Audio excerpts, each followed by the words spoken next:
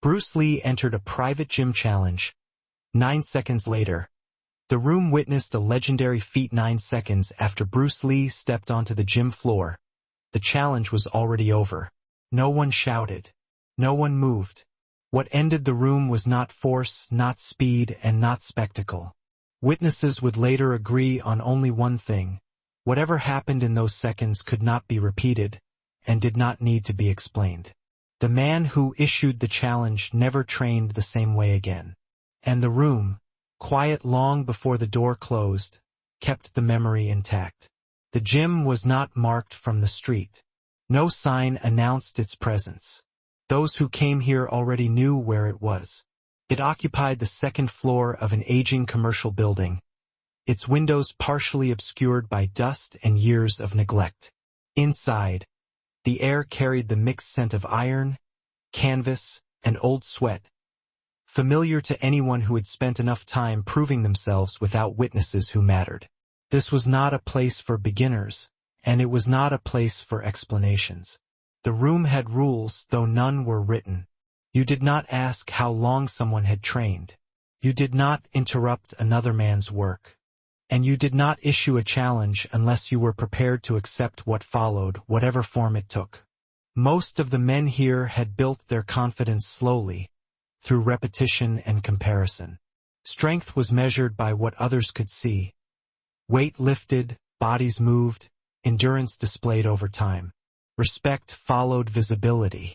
The louder the effort, the clearer the hierarchy. At one end of the room stood a small group, regulars who trained at the same hours, who had tested each other enough to settle their places without further discussion. They spoke quietly, if at all. In spaces like this, conversation was a distraction. Observation carried more weight. It was within this environment that the idea of a challenge formed. Not suddenly and not from impulse. The challenger had been here long enough to feel established. His technique was recognized. His confidence reinforced daily by nods and deference from those who came after him. In rooms like this, that kind of validation can begin to feel permanent. But permanence invites examination. The challenge itself was never announced formally. There was no declaration, no raised voice. It passed through the room the way such things always did, through glances, half-sentences, and expectation. A test was coming. The question was not whether it would happen, but who would be present when it did. When Bruce Lee entered, there was no immediate reaction.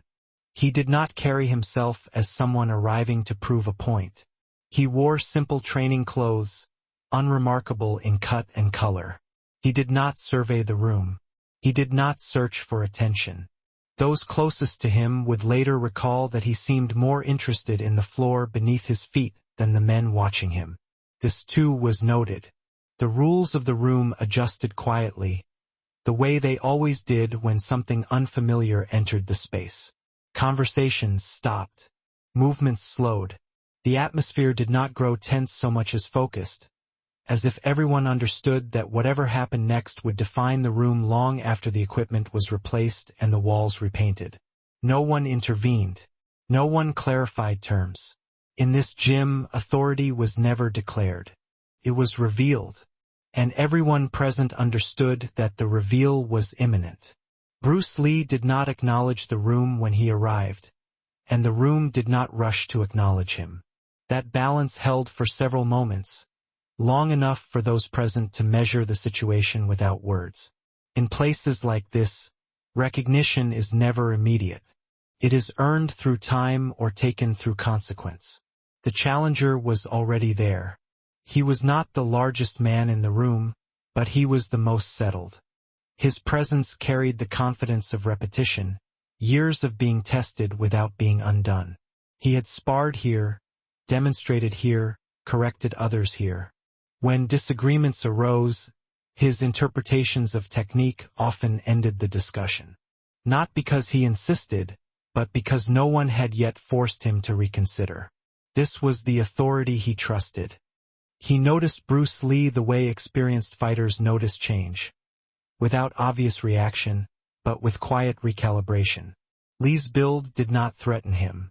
Lean frames were common here, especially among those who relied on speed.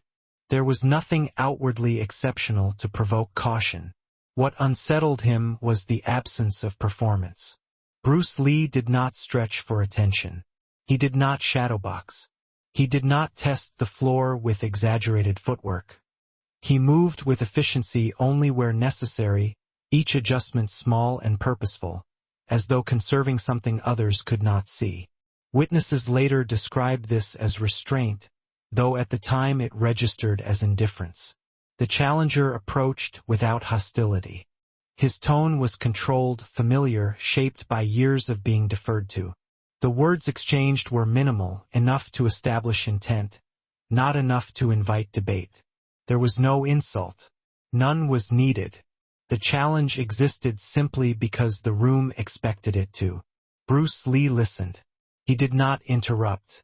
When he responded, it was brief, almost dismissive in its simplicity. Not dismissive of the man, dismissive of the necessity to elaborate. This too shifted the atmosphere. Authority in such spaces often depends on rhythm, the ability to dictate tempo, to force reactions. The challenger was accustomed to this. He set the pace of exchanges. Others adjusted around him. Bruce Lee did not adjust. He neither rushed nor delayed. He accepted the premise without adopting its urgency. The challenger, perhaps without realizing it, had already surrendered control of timing. The room sensed this before it could articulate why.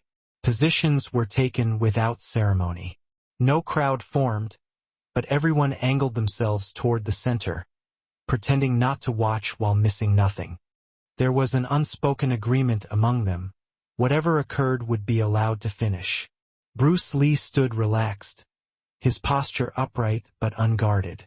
Not loose, not tense. Balanced. The challenger assumed a familiar stance, one that had served him well against others. His weight distribution reflected confidence in patterns that had never failed him here. The difference between them was subtle but decisive. One man was prepared to demonstrate skill. The other was prepared to end the need for demonstration. No signal was given. No count was agreed upon. The room held its breath, not in anticipation, but in recognition that something irreversible had already begun. The room did not grow louder as the moment approached. It grew still. Those who had been leaning against the walls straightened without realizing it. A man near the heavy bag paused mid-adjustment and let the strap fall from his hands. Even breathing seemed to slow, as though sound itself might interfere with what was about to happen. No one spoke because no one needed to. The challenge had reached the stage where words would only dilute it. The challenger was aware of the attention now. He had felt it many times before, this quiet gathering of focus. Usually it sharpened him. Usually it confirmed his position. This time it felt different, less like reinforcement, more like inspection. Bruce Lee remained unchanged. Witnesses would later struggle to describe what he was doing in those seconds before movement. Some said he was watching the challenger's shoulders. Others believed he was listening to breathing patterns. A few insisted he was not focused on the man at all, but on the space between them. What they agreed on was this: he was not preparing in the way they understood preparation. The challenger shifted his stance slightly, a small adjustment meant to reassert comfort. It was a habit, one that had always worked. The floor creaked faintly beneath his foot. That sound carried farther than expected. The silence absorbed it. Time in the room began to feel uneven. Not slowed, but stretched, each second expanding under scrutiny. Those watching became acutely aware of their own positions, their own vulnerabilities. Challenges have a way of doing that. They remind observers that hierarchy is not theoretical. This was no longer about two men. It was about the stability of what everyone believed they understood. Bruce Lee's expression did not change. There was no narrowing of the eyes, no visible calculation. His face was calm in a way that resisted interpretation. Not confidence, not arrogance, something closer to acceptance. The challenger, by contrast, was now fully present. His focus sharpened, his muscles engaged. He was ready to act, ready to respond. Readiness had always been his advantage. What he did not recognize was that readiness assumes exchange. And exchange was not coming. The room reached a point of quiet so complete that later witnesses would describe it as pressure, an almost physical sensation, as though the air itself had weight. No one moved away. No one stepped in. They were not waiting for action. They were waiting for confirmation. And in that suspended moment, before anything visibly occurred, some in the room would later admit they already knew how it would end. Not because they foresaw the method, but because they sensed the imbalance. One man was still thinking in terms of effort. The other had already finished thinking. The demonstration, when it came, would not announce itself. It would simply remove the need for further watching. No one could later agree on the exact moment it began. There was no signal, no shift dramatic enough to mark a clear start. What witnesses described instead was a sudden absence, the disappearance of expectation. One instant the challenger was set, prepared to act or counter.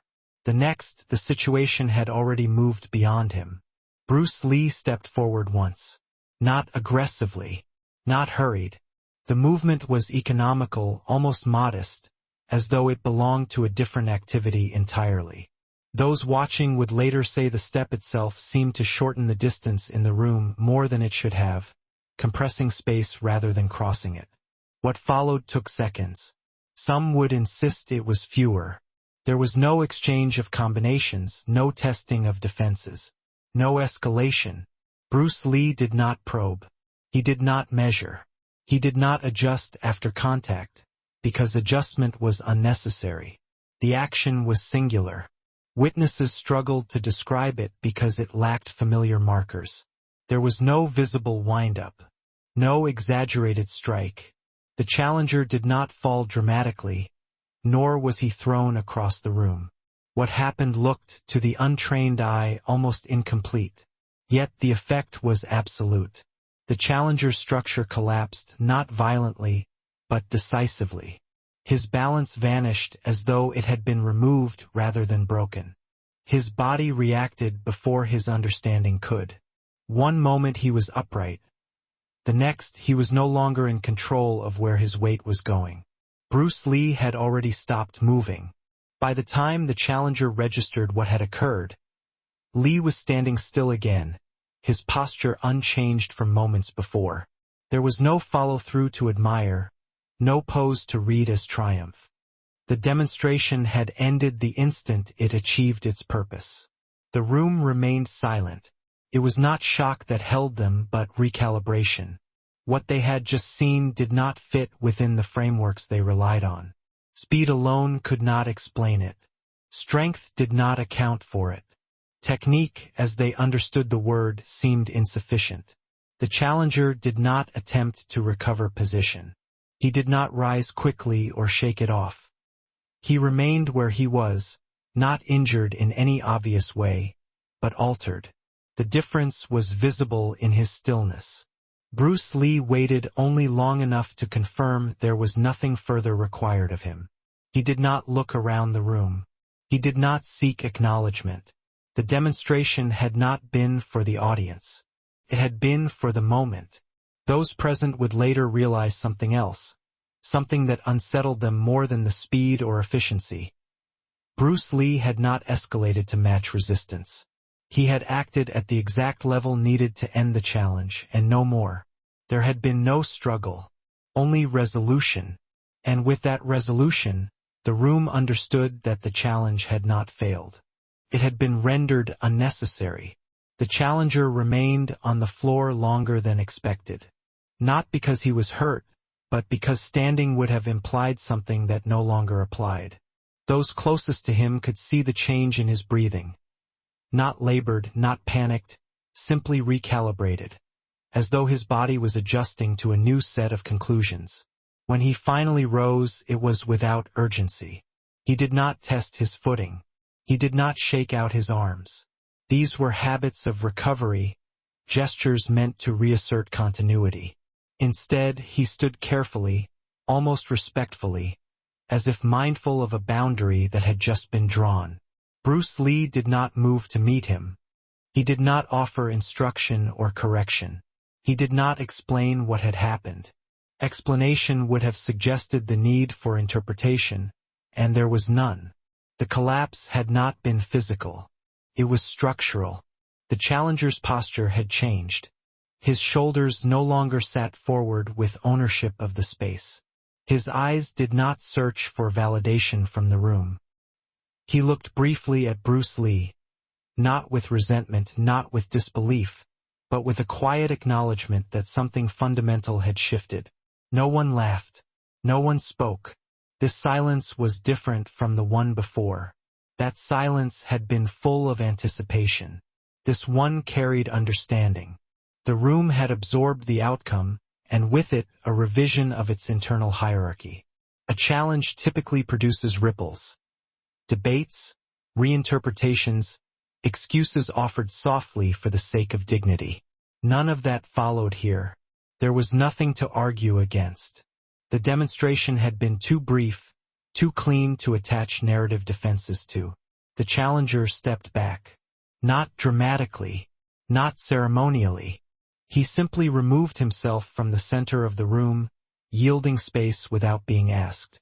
It was an instinctive action, one he might not have consciously chosen, but one that felt correct nonetheless.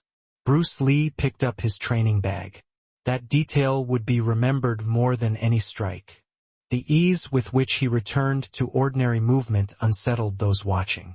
There was no visible satisfaction, no sense of completion.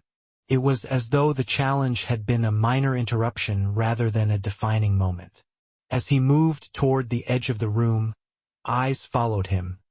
Not in admiration, but in reassessment. The men present were recalculating their own assumptions, not about Bruce Lee, but about themselves. The challenger did not speak again that day. Neither did Bruce Lee. But the psychological dominance had already settled into place. Not through assertion, but through removal. Something had been taken away, not confidence entirely, but certainty. And certainty, once gone, does not return easily. The room resumed its routines slowly. Weights were lifted again. Bags were struck. But the rhythm had changed. Everyone felt it. The challenge was over, but its effect had only begun. The gym did not last. Buildings like that rarely do. Ownership changed. Equipment was sold. The second floor was eventually repurposed, the windows cleaned, the smell of iron replaced with something more neutral, more forgettable. New people passed through the space without knowing what had once occurred there. But the story stayed. It was not told loudly. It was never written down. Those who spoke of it did so only when the listener already understood how to listen. The details shifted slightly with each retelling, not the outcome but the framing. Some said it was 8 seconds. Others insisted it was closer to 10. No one argued about the difference. Time had never been the point. What endured was the manner. Men who had been present that day trained differently afterward. Subtly at first. Their movements became smaller. Their emphasis shifted from accumulation to efficiency. They asked fewer questions about strength and more about position, timing, and intention. Not openly, quietly. The challenger remained a fixture in similar rooms for years. He continued to train, continued to teach. But those who knew him before and after could see the distinction. He no longer positioned himself as a test for others. He no longer invited comparison. When asked about that day, he rarely answered directly. When he did, it was brief.